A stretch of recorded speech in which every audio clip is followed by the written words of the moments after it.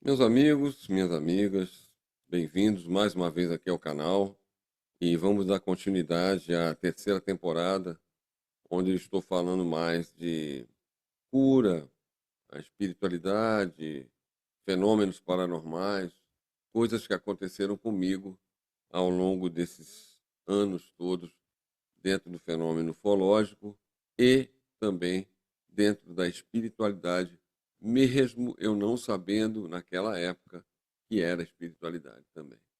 Então vamos dar continuidade a isso. Espero que vocês gostem do vídeo e vamos para a vinheta.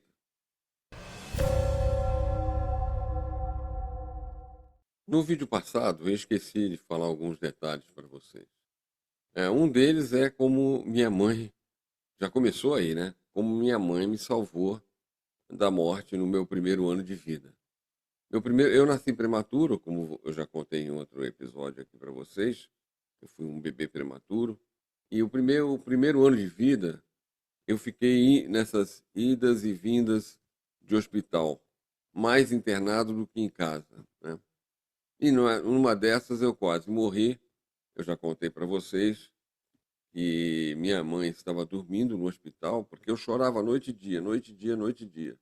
Ninguém conseguia me fazer parar de chorar. Eu já estava exausto, segundo os médicos.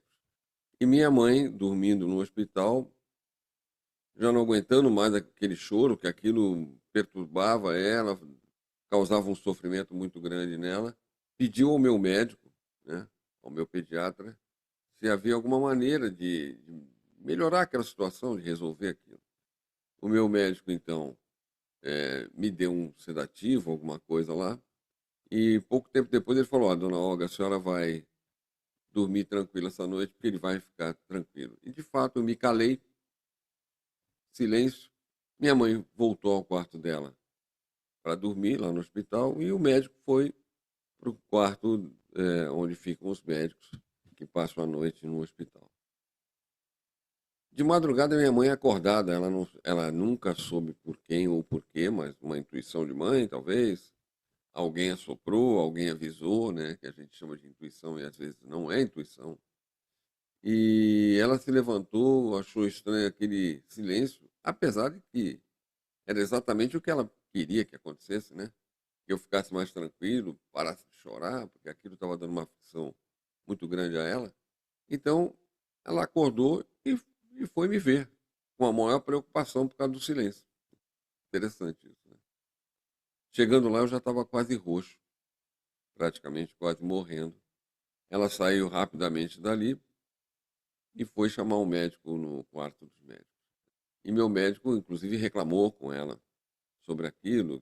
Não, dona Olga, a senhora não pediu tanto, então eu dei um tranquilizante para ele parar de chorar um pouco, a senhora tranquilizar e poder, para a senhora se tranquilizar, né? E poder parar de sofrer tanto e descansar um pouco essa noite.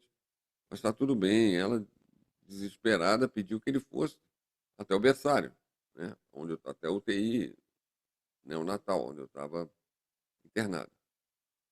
Ele foi, e não falou uma palavra, só olhou para mim e saiu correndo, chamou a equipe. Minha mãe queria saber o que era, ele não dizia. Trouxeram um equipamento. Eu não sei se eles fizeram alguma lavagem estomacal em mim, eu não sei exatamente o que foi que eles fizeram, né? Não sei, porque eu não havia tomado comprimido, né? Era um bebê. Então, não sei exatamente o que eles fizeram, mas conseguiram reverter a situação. Tanto é que eu estou aqui falando com vocês. E assim, graças a minha mãe ter acordado de madrugada. Apesar dela estar tranquila, porque eu havia parado de chorar, que é o que ela queria, apesar dela estar satisfeita, né, com aquela situação de poder descansar mais um pouco, apesar de preocupada comigo, mas de uma outra forma, mesmo assim ela foi acordada. Eu digo foi porque na minha maneira de entender, ela foi acordada por alguém ou por algo, não importa. Eu não posso chamar a intuição de mãe, mas eu não sei.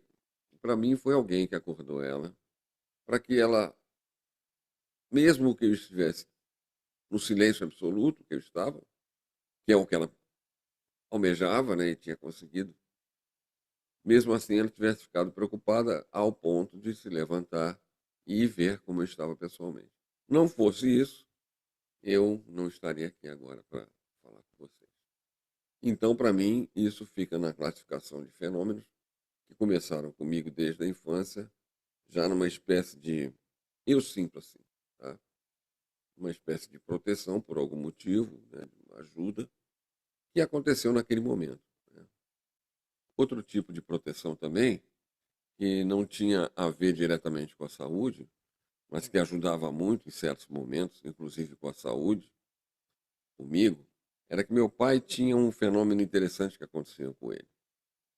Meu pai, quando passava por momentos, meu pai era um profissional liberal, era um contador formado, né? E como todo profissional liberal tem seus altos e seus baixos.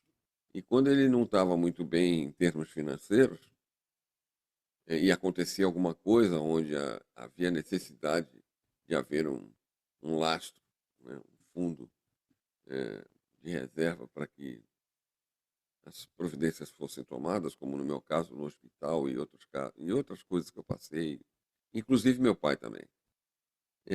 Do nada aparecia alguma coisa que ajudava ele. E o dinheiro vinha, ou até o dinheiro aparecia na conta dele, do nada também.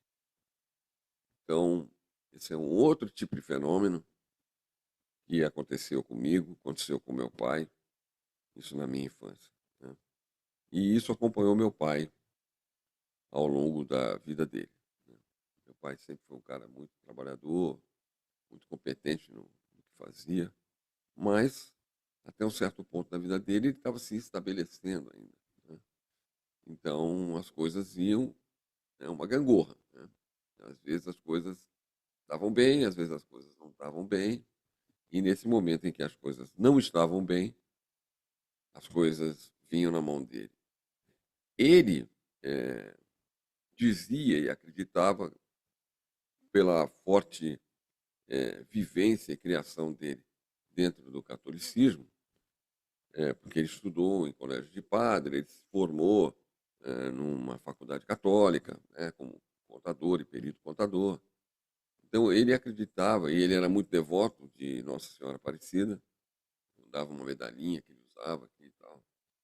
E ele dizia que isso era uma ajuda divina, uma ajuda de, provavelmente, da Nossa Senhora Aparecida.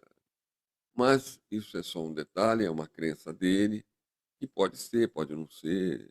Isso aí fica a critério de quem quiser interpretar. O fato mesmo em si é que a ajuda vinha, de alguma maneira. Ou aparecia um cliente do nada e oferecia um trabalho para ele, e ele ganhava um dinheiro exatamente naquele momento que ele precisava e no valor que ele precisava, ou aparecia até valores na conta dele depositadas, sabe-se lá por quem. Então, isso sempre acompanhou meu pai. E às vezes acompanha a mim também. Hoje em dia, esse tipo de coisa acontece.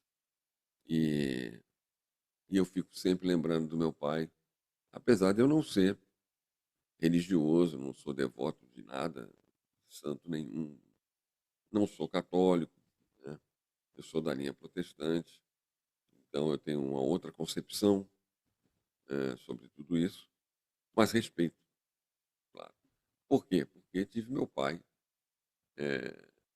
que me mostrou esse tipo de coisa ao longo da vida dele, da nossa convivência. Quando vindo aqui para o Rio de Janeiro, já saindo da minha infância, né, já pegando minha pré-adolescência, de 10, 11 anos para frente, então aconteceram aqueles fenômenos que eu contei para vocês, de sangramento nasal. Vários exames foram feitos, vários. Eu não tinha nenhum problema de sangramento nasal. Eu não tinha nenhuma necessidade de uma cirurgia ou de alguma coisa, de um tratamento, sei lá. Não havia nada disso. Porém, os sangramentos aconteciam e muito, e muitas vezes, e principalmente durante a noite, quando eu dormia e acordava com esse sangramento nasal, né? Várias vezes aconteceram isso. 2, 3, 4, 10, 30, 50, 100 vezes. Não tenho como dizer para vocês, porque foi dos meus 10 anos de idade, 9, 10 anos de idade, até os meus 14, mais ou menos, 13 para 14 anos, por aí. Então foram pelo menos 3 anos com essa situação de sangramento nasal. Isso nunca nos foi explicado, por médico nenhum, que não encontrava nenhuma justificativa plausível para que aquilo tivesse acontecendo. E, obviamente, acontecia também porque eu fazia judô e, lógico, nas quedas, às vezes, provocava o sangramento. Eu já tinha uma tendência e acontecia. Mas, ok, no judô, ou numa queda, numa pancada, qualquer pessoa tem um sangramento, pode ter um sangramento nasal, né?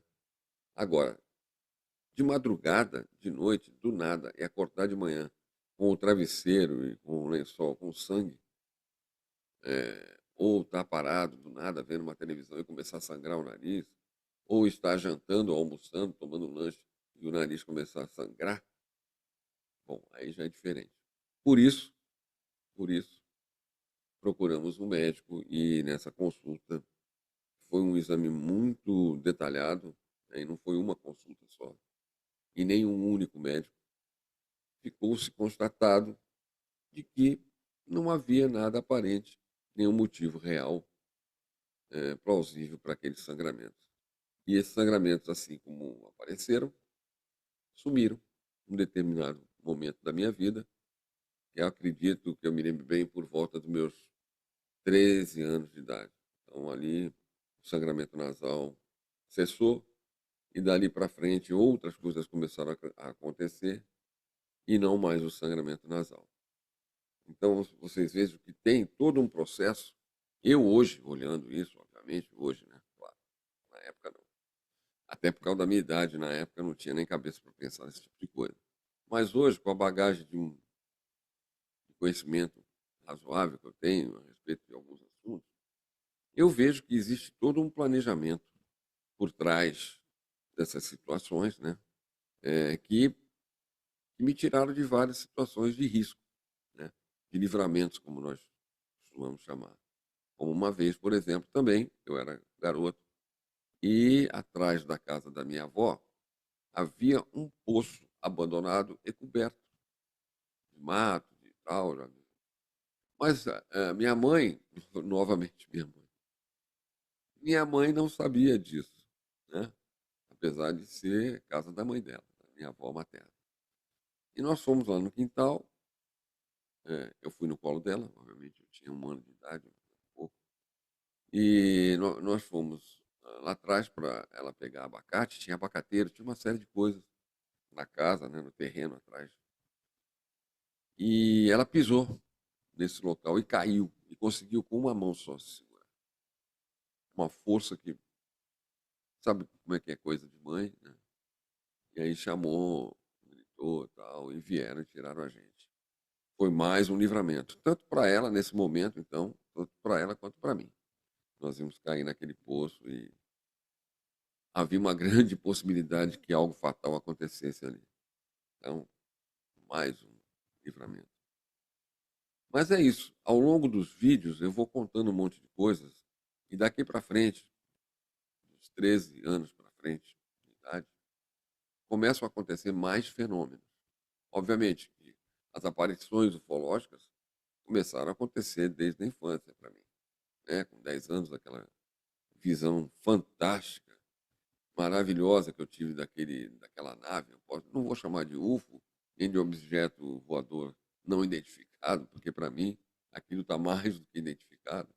Então, desde aquele dia de 1970, em que eu tentei fotografar, mas não tinha filme na câmera que eu havia ganhado do meu tio, irmão da minha mãe, e que eu chamei o prédio todo para ver, como testemunha, coisa que me veio à cabeça, sei lá. Desde aquela visão maravilhosa, diurna, né, eram umas 10 horas da manhã, mais ou menos, que essa nave mergulhava para fora das nuvens e subia porque o teto estava abaixo, totalmente fechado. Eu tive a oportunidade de passar a partir dali por outras experiências, tanto espirituais como ufológicas, né. Isso tudo eu vou relatar para vocês de uma maneira mais diferenciada do que eu contei na primeira temporada, na segunda temporada e tal. E outras coisas que eu vou tocar no assunto aqui com vocês, que eu não falei nenhuma dessas temporadas. Então, no próximo vídeo, teremos mais histórias e espero que vocês gostem. Espero que isso toque vocês de alguma forma, porque o meu trabalho é contar aquilo que eu passei, é passar a minha experiência para quem precisa. Isso pode tocar alguém em qualquer lugar do mundo, qualquer lugar, enfim, que necessite de uma ajuda ou que se identifique e passe a ver certas coisas da vida dele não como algo maligno, né? Não como algo de pecado ou coisa qualquer desse gênero. Não como uma culpa ou um sentimento de perda, né? De consciência, de loucura, né? E veja isso como um processo muito específico. Eu acredito nesse processo muito específico e muito bem trabalhado, eh, dependendo da pessoa que está sendo envolvida desde a infância, principalmente, desde o nascimento, nesse processo. Tá bom? Eu vou citar aqui também amigos meus que passaram por processos assim desde a infância. E vocês vão poder comparar isso. Bom, obrigado por mais esse vídeo, por assistirem. Espero que vocês estejam gostando. Qualquer coisa, por favor, comentem aqui embaixo. Comentem se alguém que vocês conhecem ou vocês mesmos já passaram por algum processo desse tipo. Estranho, vamos chamar assim. E já fizeram exames, mas não deu nada, né? A medicina não chegou a conclusão nenhuma ou não descobriu nenhum diagnóstico preciso a respeito do que vocês passaram. Vamos falar um pouco a respeito disso? Então comentem aqui embaixo, né, nos comentários. Isso vai ser muito importante para mim, tá bom? Eu leio todos, tá? E deixa o seu like, tá bom? Isso ajuda o vídeo a subir, tá? Com mais força, tá? Compartilhe isso com seus amigos que se interessem ou não por esse tipo de assunto e que pode ser que a partir daí comecem a se interessar ou se identificar com esse tipo de assunto, ok? Então, muito obrigado mais uma vez a todos. É um prazer estar aqui com vocês sempre. Um ótimo final de semana, um ótimo início de semana para todos vocês. Querendo Deus para vocês, para a sua família, para as suas famílias e para os seus amigos. Muito obrigado.